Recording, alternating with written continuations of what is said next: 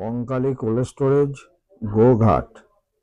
পশ্চিমবঙ্গ প্রগতিশীল আলু ব্যবসায়ী সমিতি এবং গোঘাট থানা কমিটির উদ্যোগে অশোক কুমার কুণ্ডু মহাশয়ের অকাল মৃত্যুতে ভারত পটেটো বাংলার পক্ষ থেকে ওনার পরিবারবর্গকে গভীরভাবে সমবেদনা জানায়।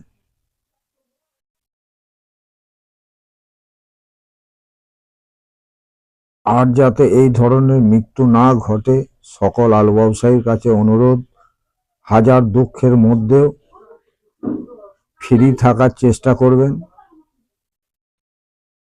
আর সরকার কাছে অনুরোধ, সরকার অতি সত্বর বাংলার বর্ডারটা উন্মুক্ত করে দিয়ে বাংলার কৃষককে মৃত্যুর হাত থেকে বাঁচানোর লক্ষ্যে পদক্ষেপ নেবেন।